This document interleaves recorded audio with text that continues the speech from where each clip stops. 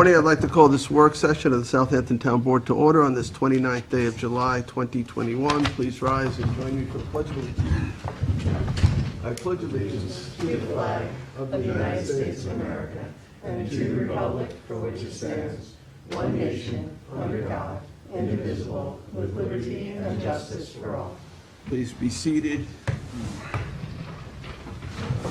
Madam Clerk, would you call the roll? Supervisor Schneiderman. Here. Councilwoman Lofstad. Here. Councilman Martell. Here. Councilman Bouvier. Here. Councilman Schiavone. Present. All right, well, we are all here. It's going to be a very brief open session here. We have really just executive session items. We'll be breaking for executive session on personnel and litigation and acquisition matters. But we do have Ryan Murphy, our Public Safety Director, who's here to update us on COVID and the Delta variant and all matters related to the pandemic. Yeah, thank you, Supervisor. Yeah, just 2 minutes of your time, because obviously we're hearing a lot about it in the news and there's a lot of discussion on it. So I had just done some outreach. I had a conversation with Robert Ross from Southampton Hospital this morning, just to try and get some numbers, because not everything that we see in the news is always 100% matching what our numbers locally are, and it's sometimes a more broad vision of what's going on in the county. I know that Suffolk County happens to be, Long Island just in general, identified, I think, in colored maps as like an orange area right now with heightened transmission.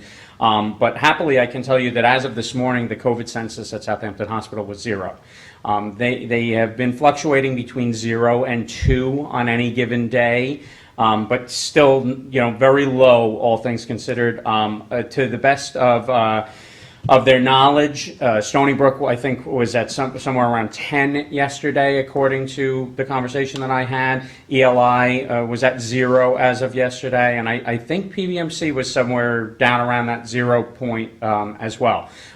They're hoping that that's partially attributed to the high vaccination rate that we have on the East End, although trying to get a handle on vaccination rate out here, particularly right now, as well as COVID presence out here, we're really kind of a little bit back to where we were at in the beginning of COVID, when we started to see a lot of people that decided to quarantine out east and those types of things. Our population, we all know, is swelled right now, so percentage versus population and what are our real numbers, it's a little hard to get 100% of a handle on it.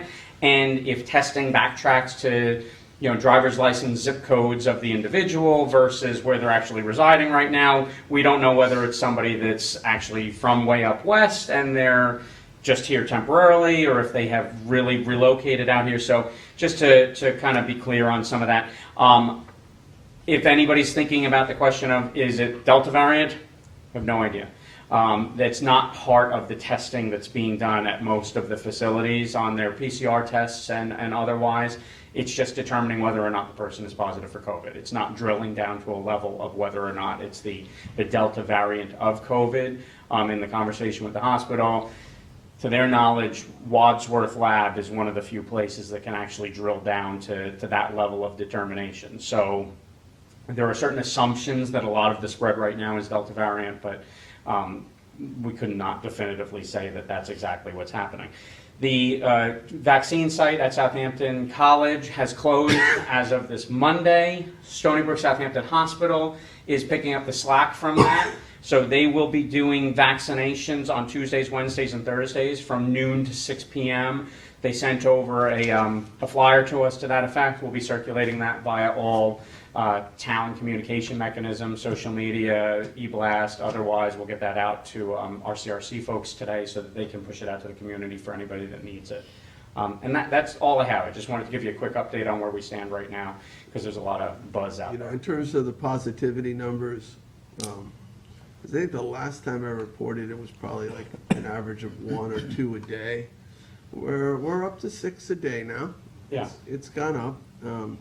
That's sort of the daily average townwide of new cases of COVID. So it's trending in the wrong direction. We're going to have to keep an eye on it, and we may be faced with the decision at some point to maybe go back to a indoor mask situation at town facilities. We're going to have to see regionally what starts to happen too, it's a challenge if we're the only place that's doing it and everybody else isn't. It's hard to get compliance in those types of settings. So it would almost need to be, a little bit more of a regional decision that's going to be instituted, in Suffolk County at minimum, if not the state, so that we can try and, make sure that people are following it a little bit better. Has anything changed in terms of state mandates? No, not from state mandates. CDC has continued to update their guidance as a result of transmission rates, Right, but the state hasn't changed anything. I believe that they're just still maintaining the position at this point now that their emergency declaration has ended, that people follow CDC guidance. Right. And can I clarify that with those 6 positives, but 0 in the hospital, that there been light cases, and so nobody's has, so far, knock on wood, has been hospitalized, or at least today or yesterday? Well, today we're at 0 census as of this morning. It could change in the afternoon. It could change. Understood. We don't know. Thankfully, a lot of it's not resulting in the same level of severity that we had early on in the pandemic before they figured out different treatment regimens and things of that nature. And there are also breakthrough cases too. People that have been vaccinated and are getting COVID. So Typically, thankfully, the number is very low. The last number I heard was about 5,500 people recorded nationwide out of millions of vaccinated individuals. And typically, the effects on somebody that has been vaccinated are such that it would not really require hospitalization unless there's some severe underlying, immunocompromised condition that existed where they might still end up in a hospital, and that might be more precautionary than anything else, just to make sure they get a stronger treatment. And that was somewhat predicted at a 95% efficacy rate. Out of 20 people, one person's going to get Yep. COVID. I mean, out of 20 infections, possible you get exposure. the flu vaccine, you can still get the flu. It doesn't Right. necessarily keep you from getting it. It hopefully keeps you from experiencing And the severe symptoms effects. are more mild and Right. quicker. That's what I. Exactly. Right. So, Ryan, I had a question. I know that the CDC has recommended for those places where they have Delta presence or the variant presence, that we don't really know that, right? So, and I know that they've recommended indoor masking, vaccinated or not. And I also know that the state, the governor in particular, has sort of issued these suggestions, obviously not mandates, but suggestions on businesses and whether people entering into businesses should have masks and so forth. And I know there's some back and forth going on about that. Do you have any? Is there anything else to say on that to clarify what I just understood? No, I would say that your understanding is the same understanding that I have right now. We don't have any requirement to make a change yet. I think we need to maybe just continue to monitor really closely right now, and we may be faced with a decision soon. If spread doesn't either plateau off or decrease, we may have to consider re-implementing some mask considerations. But again, I don't know that we can make that decision in a bubble either. As with many of the decisions that we made earlier in the pandemic, if we're the only town or area that's doing something and everything around us isn't, it's not entirely effective. If you can walk across a line and go back to behavior as usual, then it's a very isolated little area, although any step helps.